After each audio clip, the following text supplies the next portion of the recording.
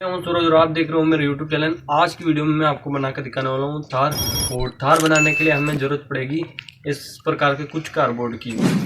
तो guys video को start करें।